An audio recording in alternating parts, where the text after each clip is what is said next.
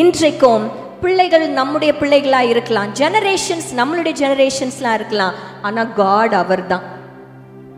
ஹல்லேலூயா.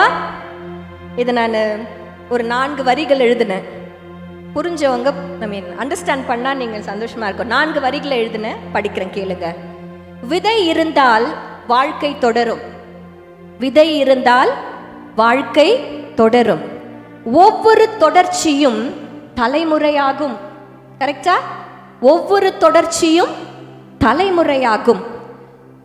தலைமுறை, சரியா? அந்த வார்த்தை ஞாபகம் வச்சுக்கோங்க. பூமியை முறைப்படுத்தினவர் அரசாளுவார். பூமியை முறைப்படுத்தினவர் அரசாளுவார். தலைமுறை தலைமுறைக்கும் நம் தலையாவார். ஹல்லேலூயா. தலைமுறை தலைமுறைக்கும் நம் தலையாவார்.